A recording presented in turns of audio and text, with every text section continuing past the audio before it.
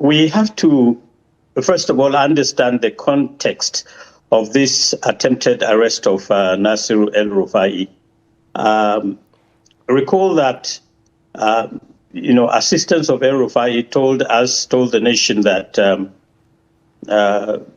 about a week ago, last week, Wednesday, they had a conversation with the operatives of the EFCC, or one of the security, arms of government, to the extent that they, gave him an invitation. But the invitation came to them while he was abroad. So it could not have been served, to him physically. And I thought the operational thing that ought to have been done was to have allowed for the return of El-Rufai, serve him with the invitation or the arrest warrant or any document that will authorize his detention. Then, they can move in and do the needful. But then they waited for him to come to the airport, and upon arrival, an attempt was being made to, arrest him.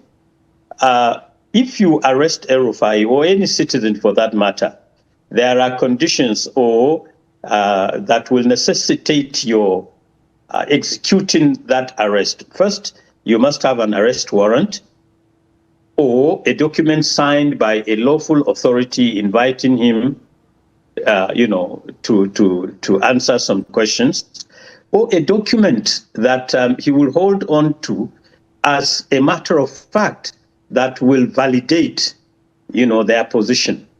No, they laid siege and waited for him to arrive at the airport, and then they moved on to want to arrest him.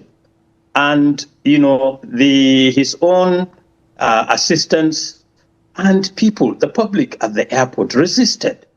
Now, let me say this without any fear of contradiction, without any equivocation.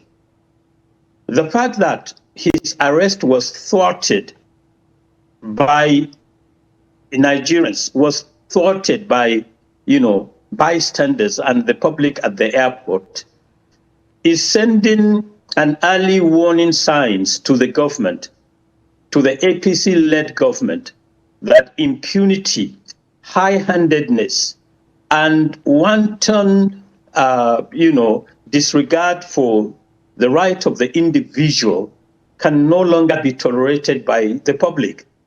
It is the public that went on and caused a barricade and shielded El-Rufai from being arrested. Nigeria should not degenerate or deteriorate into a situation where the public, the citizenry, the citizens go out by themselves to begin to defend acts of impunity, acts of deliberate political intimidation by the APC-led government against, individuals and citizens that ordinarily should be celebrated for their feat. So it is important that we understand this content. And like I said, it's a warning, it's an early warning sign to the government that this kind of attitude, this kind of high-handedness, this, flagrant violation of the right of the individual, the impunity that comes with it should not be tolerated.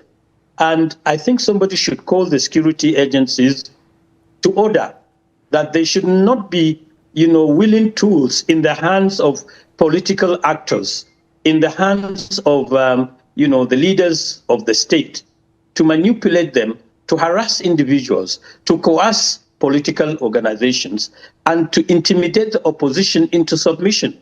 It is unacceptable. Look, it started with who? It started with Amin Waziri Tambo, a senator from Sokoto State. He was detained. And then we now have Malami in detention, whose bail was given by, the courts in Abuja, and was arrested the same hour by the, members of the Department of State Security Services. He's still in their detention. And now an attempt is being made to arrest El-Rufai. When you take this chronology, you have every reason to believe that government is the mastermind The EFCC is doing probably its own level best to execute its own actions within the limits of its own setup and regulations, but it is being literally drawn into the political space to begin to be used as a tool by the government to go after the opposition. We will resist it. And this is all being done, my sister, to just what? To deflect, the attention of Nigerians from the core issues that are facing us today, which is what? The idea of, the electronic transmission, direct electronic transmission of results come 2027.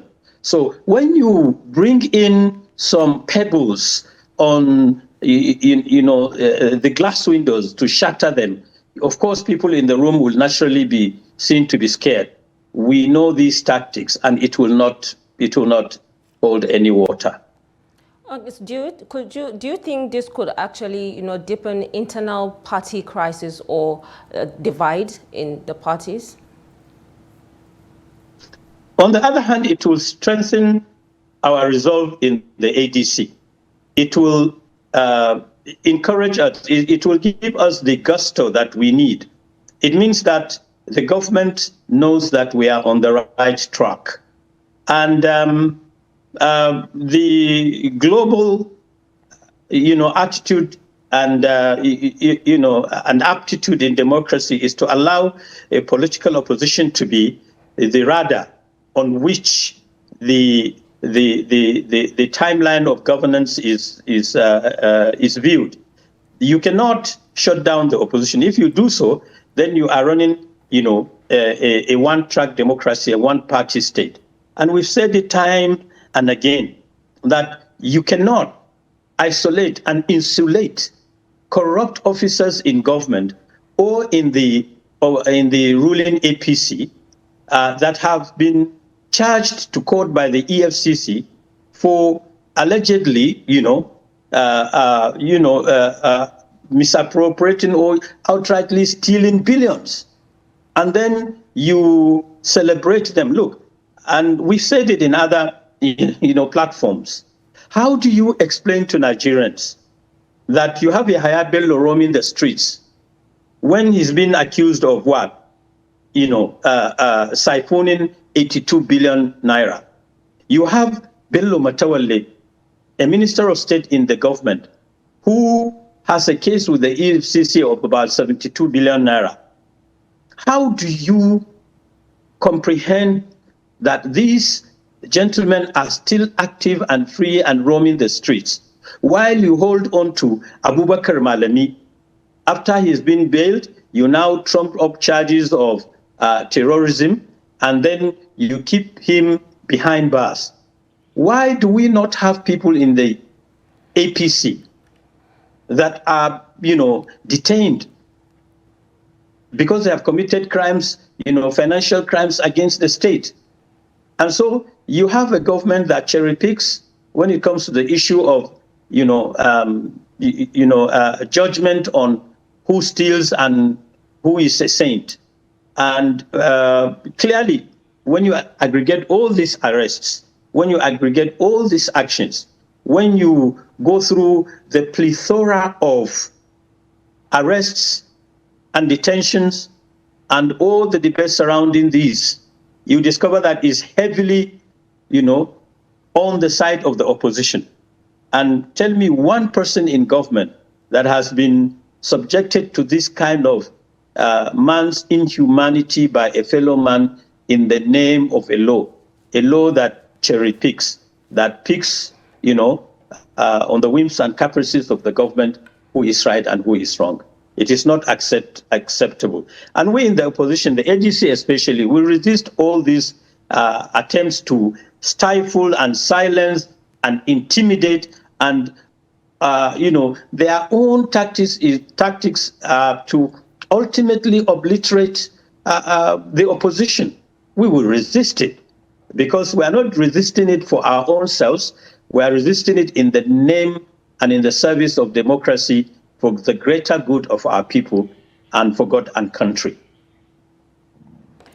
All right, thank you so much for contributing on the News Hour.